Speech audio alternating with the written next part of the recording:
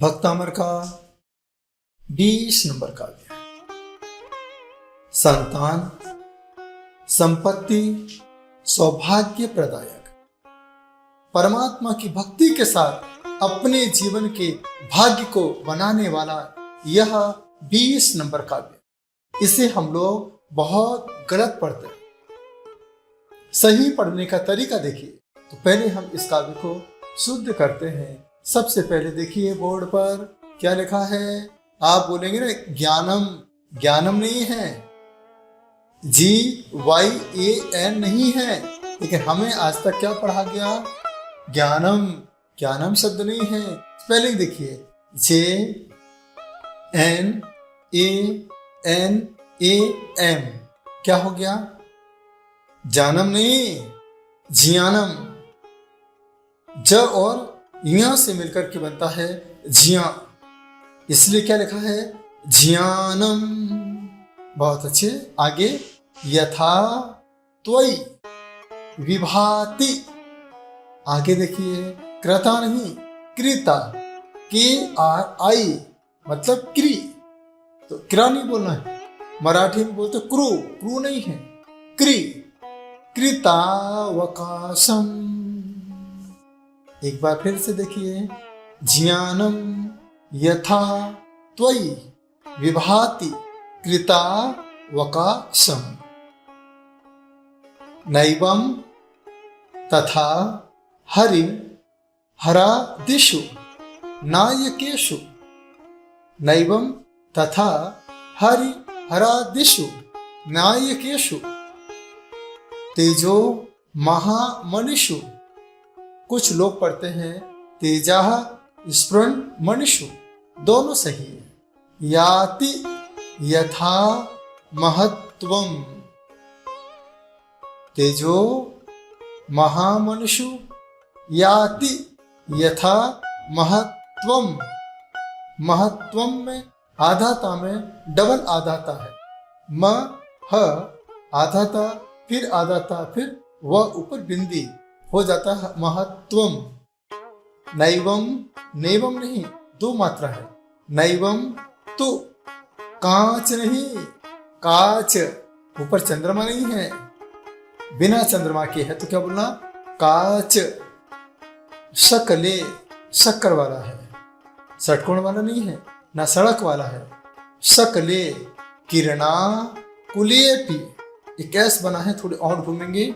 किरणा कुलेपि। नैवम तु काच शकले किरणा कुलेपि। एक बार पूरा सुनिए ध्यान से। ज्ञानम यथा त्वयि विभाति कृतावकाशम। नैवं तथा हरि हरादिषु नायकेषु तेजो महामनिषु।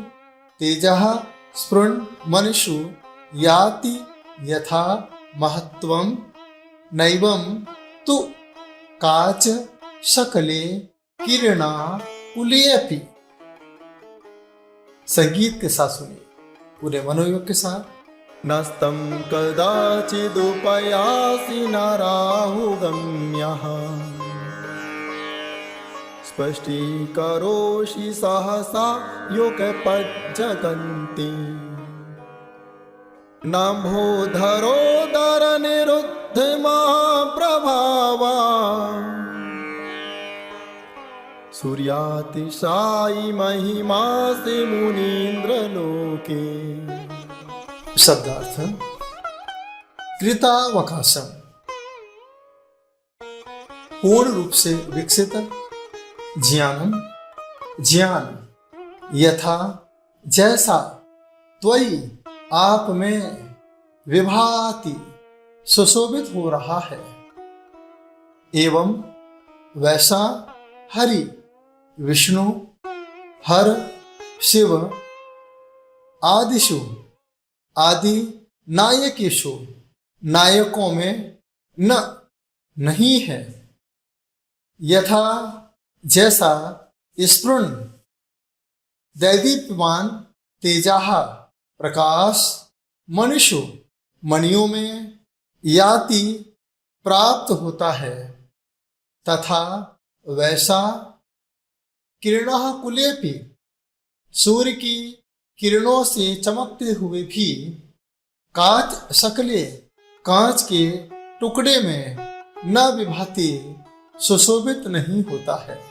भावार्थ, पूर्ण रूप से विकसित ज्ञान जैसा आप में सुशोभित है वैसा विष्णु शिव आदि नायकों में नहीं है। जैसा दैदीप्यमान प्रकाश मणियों में प्राप्त होता है वैसा सूर्य की किरणों से चमकते हुए कांच के टुकड़े में सुशोभित नहीं होता है। कितनी प्यारी बात आचार्य मानतुम स्वामी 20 नंबर काव्य के माध्यम से कहना चाहते हैं। संसार में सभी के पास ज्ञान भरा हुआ है, लेकिन यह ज्ञान आपको धन दे सकता है, आपको सुख दे सकता है, ऐसो आराम दे सकता है, सम्मान दे सकता है, लेकिन यह संसारी ज्ञान आपको सम्यक ज्ञान और केवल ज्ञान नहीं दे सकता है। यह ज्ञान हमने अनादि काल से कितनी बार पाया। आज आपके बच्चे कहते हैं कि मैं तो इंजीनियर बन गया। इंजीनियर क्या बना? वो तो इंजन और गियर बन गया। डॉक्टर बन गया। डॉक्टर क्या बना? सुबह से लेकर शाम तक रोने की आवाज के अलावा उसे कुछ भी सुनाई नहीं देती है। एक कहता है मैं तो आईटी फील्ड में चला गया, दिन भर सैटेलाइट में लगा हुआ है और दिमाग को अपसेट कर रहा है। सुबह से लेकर शाम तक दुनिया की जानकारी इकट्ठा करता है, लेकिन खुद की जानकारी भूल जाता है, अपने परिवार के बारे में भूल जाता है। ये नॉलेज कौन सा है? ये सिर्फ संसार का नॉलेज है। याद रखना, यदि आपने कहा मैं पूर्ण ज्ञानी हूं, आप जब कर्नाटक में जाते हो तो वहां बुद्धू बन जाते हो, क्यों? कन्नड़ नहीं आती है। तमिलनाडु में जाते हो, तमिल नहीं आती है, लोग तुमको पागल समझते हैं। तेलुगु में जाते हो, तेलुगु बोली जाती है, तो हर बातें आपके सिर से ऊपर निकल जाती है। बंगाल में जाते हो, बंगाली बोलते हैं, लोग आपको पागल मानते हैं। आप अमेरिका में जाते हो बड़े घूमने के भाव से, चलो अमेरिका में घूमेंगे, इधर उधर देखते हो, वहां के अंग्रेज सोचते हैं ये कैसा पागल है, कुछ मांग नहीं सकते, बोल नहीं सकते हो, क्योंकि तुम्हारे पास ये संसार का छोटा नॉलेज है।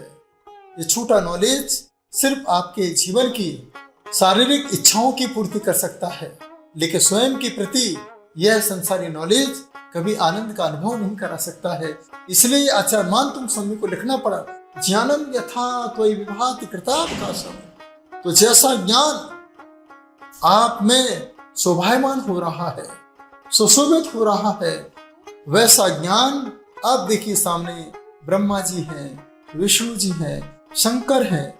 ये संसार को सुख तो दे सकते हैं, लेकिन संयम का मार्ग नहीं बता सकते।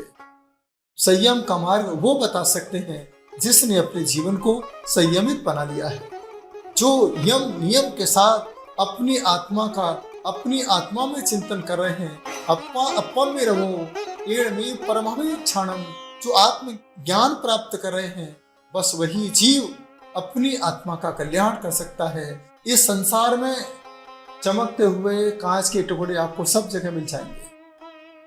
आप देखिए, जब आप किसी सोने चांदी की दुकान पर जाते हो, कपड़े की दुकान पर जाते हो, इतना लाइट का फोकस होता है। देखिए, इतना लाइट का फोकस होता है, ऐसा लगता है जैसे सोना है। जब यह सोना आप दुकान से बाहर लेके आते हो, यही सोने जैसी चीज आपको पीतल के जैसी दिखने लगती है।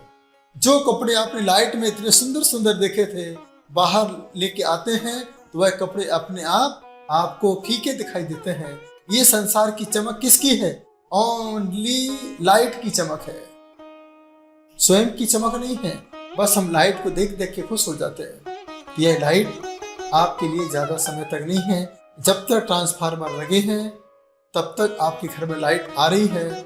यह आचार्य मानतुम स्वामी कहना चाहते हैं कि हर भगवान आपको कहीं पर भी मिल जाएंगे, लेकिन सम्यक ज्ञानी जिनेंद्र भगवान आपको वेदी के ऊपर ही विराजमान मिलेंगे। लोग कहते हैं कि जैन समाज कम क्यों है? याद रखना, आप जब सब्जी मंडी में जाते हो तो सब्जी मंडी में सब्जी बेचने वालों की भीड़ बहुत होती है, खरीदने वालों की भी भीड़ होती है, लेकिन वो सुबह से लेकर शाम तक कितना रुपए कमाते हैं? 100 रुपये, 200, 500, ज़्यादा से ज़्यादा 2-5 हज़ार रुपये कमा लेते हैं। लेकिन जो जैन धर्म है वह सोने चांदी की दुकान है। जब कोई एक ही व्यक्ति आ जाता है सुबह से लेकर शाम तक, वह 2 से 5-10 हज़ार रुपये कमा के चला जाता है। तो यहाँ पर लिखा है नैवम तु कांच शकले किरणा कुलेपी। इस संसार में ये कांच की चमक है, इस चकाचौंध में मत फंस जाना, डायमंड के पास चले जाना। डायमंड के पास जाओगे ऑटोमेटिक आपकी डिमांड बढ़ना प्रारंभ हो जाएगी। आज के समय व्यक्ति जब परेशान होता है ना, पंडितों के चक्कर लगाता है। अब देखिए कितने पंडितों के चक्कर लगाते हैं। कोई कहता है मेरा सूर्य खराब है, मेरा शनि खराब है, राहु खराब चल रहा है, मेरा केतु खराब चल रहा है। याद रखना कुछ भी खराब नहीं है। एक पंडित जी मेरे पास आए, मैंने कहा पंडित जी एक बात बताओ, आप किसी को पुखराज पहना देते हो, क्या पुखराज से फायदा होता है? किसी को नीलम पहना देते हो, बोले तेरा शनि अच्छा हो जाएगा, क्या इससे फायदा होता है? किसी को बहुत गुस्सा आता है, आप उसे मोती पहना देते हो, क्या उसका गुस्सा कम हो जाता है? किसी के जीवन में शुक्र कमजोर होता है, आप उसे डायमंड पहना देते हो, इससे फायदा होता है क्या? पंडित जी ने मुस्कुराते हुए कहा, देखो आप तो बाबा हैं, मैं तो संसारी विद्वान हूँ। हे बाबा, बस मैं इतना जानता हूँ, पुखराज मैंने उसको पहनाया, नीलम उसको पहनाया, डायमंड उसको पहनाया, पन्ना पहनाया, मोती पहनाया, उसको फायदा हो ना हो, बाबा मुझे तो बहुत फायदा होता है। आप देखिए इतनी सारी चीजें आप रत्नों को पहन लेते हो।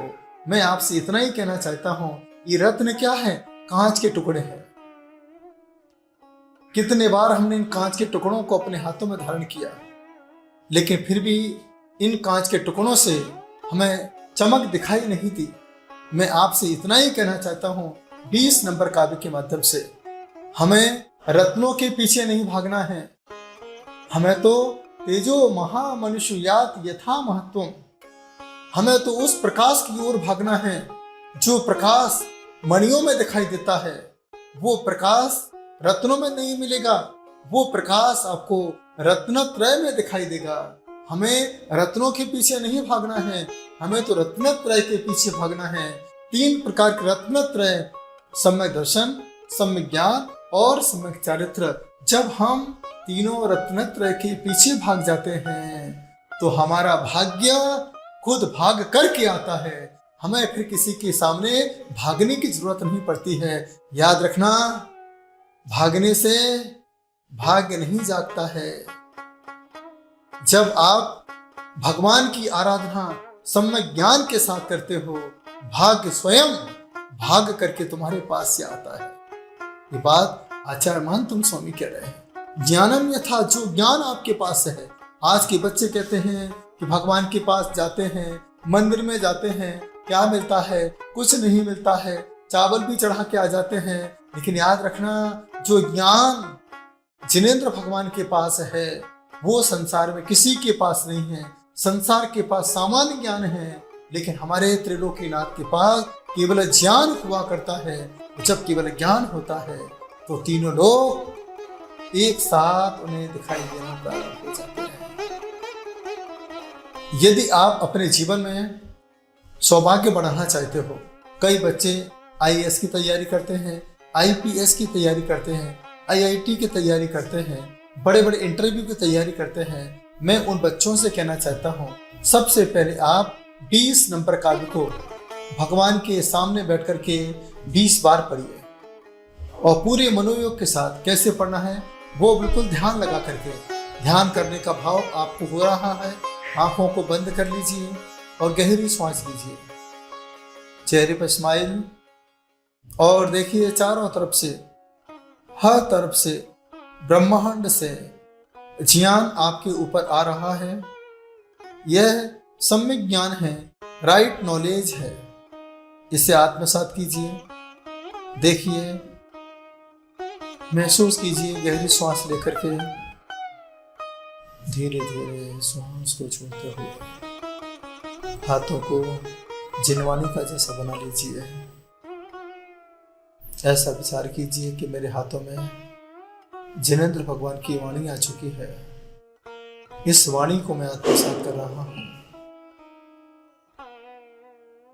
ये जिनेंद्र वाणी का प्रसाद है, इसे मैं आत्मसात कर रहा हूँ। चेहरे पर चमक लाइए, मुस्कुराहट लाइए, सिर पे हाथ रख लीजिए। पूरी मनोभावना के साथ विचार कीजिए कि जिनेंद्र भगवान की वाणी ने मुझे आशीर्वाद प्रदान किया है। बस यही सम्यक ज्ञान मेरे आत्मज्ञान में कारण बने, जो इस संसार में कमजोर है पढ़ने में, वह पूरे मनोभावना के साथ इस मुद्रा को बना करके काव्य साधना करें। इसका छोटा सा मंत्र है, रिद्धि जाप को बड़े ध्यान से सुनेंगे। ओम ह्रीं अर्हं नमो चारणाणं झ्रौं झ्रौं नमः स्वाहा। मंत्र जाप है ओम श्रां श्रीं श्रूं श्रः शत्रुभय निवारणाय ठः ठः नमः स्वाहा। ओम नमो भगवते पुत्रार्थ सौख्यम कुरु कुरु स्वाहा। ह्रीं नमः। रात्रि के चौथे पहर में लाल वस्त्र पहन करके, लाल माला को लेकर, उत्तर की दिशा में मुंह करके दीप लगाकर सुगंधित धूप खेते हुए 42 दिन तक काव्य रिद्धि मंत्र के साथ, मंत्र जाप के साथ 108 बार साधना करें, जाप करें, चिंतन मनन करें। इससे आपके ज्ञान में वृद्धि होगी, सौभाग्य बढ़ेगा, आपके जीवन में आत्मशक्ति बढ़ेगी, आत्मज्ञान की अनुभूति होगी। यह प्रभावशाली काव्य, आप इसे आत्मसात करके अपने अंदर के ज्ञान चक्षु को सम्यक ज्ञानी बनाने का प्रयास करें। यह ज्ञान आपके केवल ज्ञान में कारण बने, यही हमारी भावना है। प्रेम से सुना, अनुग्रहित हों। सभी को हमारा बहुत बहुत आशीर्वाद।